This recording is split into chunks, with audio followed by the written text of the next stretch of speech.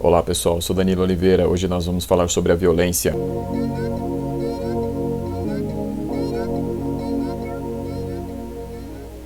Esse é o nosso tema de hoje. A gente vai falar sobre a violência, né? Vamos falar sobre o significado da violência e as suas diversas interpretações.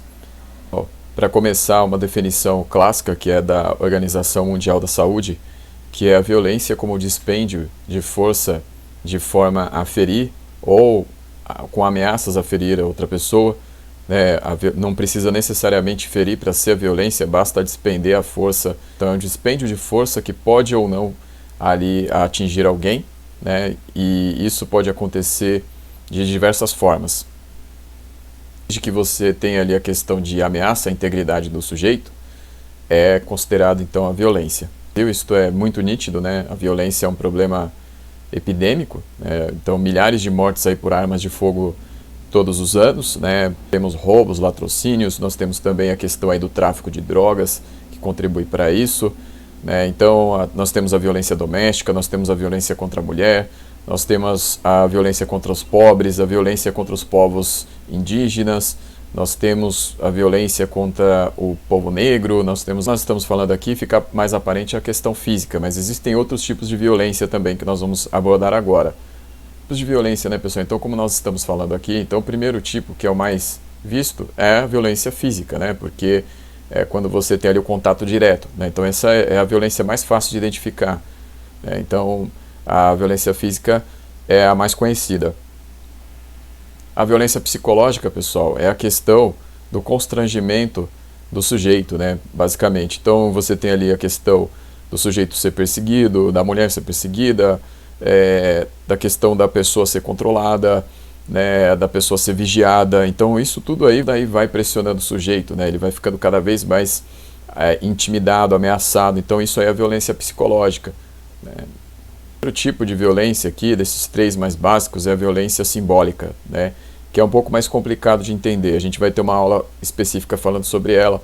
Mas é o seguinte, a violência simbólica, pessoal, tem a ver com a questão de ideias, de valores que acabam, às vezes, pressionando o sujeito, né? Ele acaba se sentindo agredido, né? Porque, numa determinada situação, ele não se sente adequado a uma ideia que está posta ali, né, e tem um simbolismo muito grande, né? Então existe uma ideia ali que é dominante ou uma situação ali dominante e aquele sujeito ele acaba de certa forma sendo agredido por não se enquadrar naquela ideia dominante, naquele simbolismo ali colocado, né? Então a violência simbólica ela pode se manifestar de diversas formas diferentes. Quem pesquisou sobre isso, quem falou mais sobre isso foi o Pierre Bourdieu.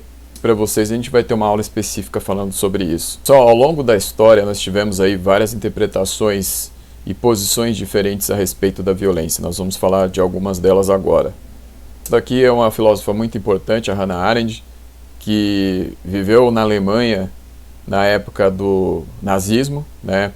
Então a Hannah Arendt, né, que inclusive esteve nos campos de concentração, ela vai ter uma posição a respeito da violência que é a seguinte: segundo ela, a violência, de forma geral, ela é utilizada quando o poder perdeu a sua legitimidade, né? Então, como a Hannah Arendt é uma defensora da ideia da discussão livre e pública, então quando cada vez mais você tem a violência sendo empregada como fator de coerção, então é porque o poder perdeu a sua legitimidade, né? Então, inclusive, se você reage a isso também com violência, você reproduz esta falta de legitimidade. Então ela vai ser contra a violência, né? Então ela vai ser marcada aí pela questão da interpretação do totalitarismo.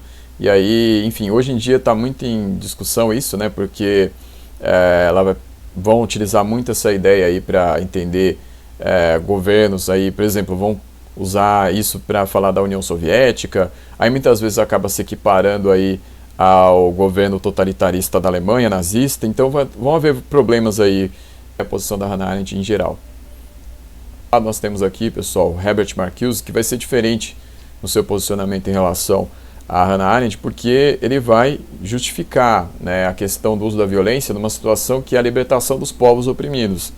Então, aí seguindo a linha do Herbert Marcuse, se os dominados ali pelas potências europeias, né, povos da África e da Ásia não tivessem se movimentado, lutado por sua libertação, talvez eles estariam ainda sob o jugo desses povos dominantes, né, sob os povos europeus principalmente. Então, o Herbert Marcuse ele vai servir ali como fundamentação de uma violência revolucionária, uma violência para libertar os povos oprimidos, né? Então ele vai ter uma diferença em relação a Hannah Arendt, né? Que a Hannah Arendt vai ficar naquela posição, né, de condenação da violência, enquanto Herbert Marcuse vai usar essa ideia de violência revolucionária aí de forma geral. Herbert Marcuse também é judeu, assim como a Hannah Arendt, só que o Herbert Marcuse, em 1933, quando o Hitler chegou ao poder na Alemanha, ele e sua família foram embora da Alemanha, como milhares de outros judeus fizeram também. Outras oposições na história, né? Por exemplo, pessoal, nós temos a oposição entre o Gandhi e o Nathuram Godse, né? O Gandhi, pessoal, lógico, é muito mais famoso, né? O Gandhi, Mahatma Gandhi, aí, que é o grande líder aí da libertação indiana nos anos 40, né? No fim dos anos 40, enquanto Nathuram Godse era representante, pessoal, dos fundamentalistas hindus, né?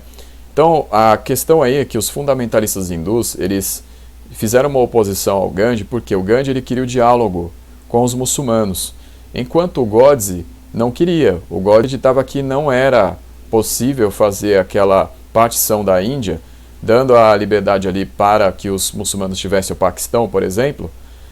Então, ele vai ter uma posição mais radical, né? Então, o Gandhi vai ficar na mira desse grupo aí fundamentalista, né, do qual o Nathuram Godse era membro. Vai acontecer, pessoal, que o Gandhi vai acabar sendo assassinado, né?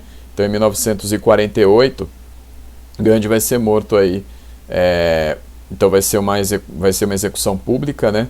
Então, enquanto o Gandhi estava lá fazendo um discurso, o Godse vai acabar matando o Gandhi com tiros, né? Gandhi ele defendia a não violência, né? Então, foi assim que ele estimulou a desobediência civil na Índia, né, contra o domínio inglês, enquanto o grupo fundamentalista hindu era mais favorável à questão do uso da violência aí contra a Inglaterra e também contra os muçulmanos, né?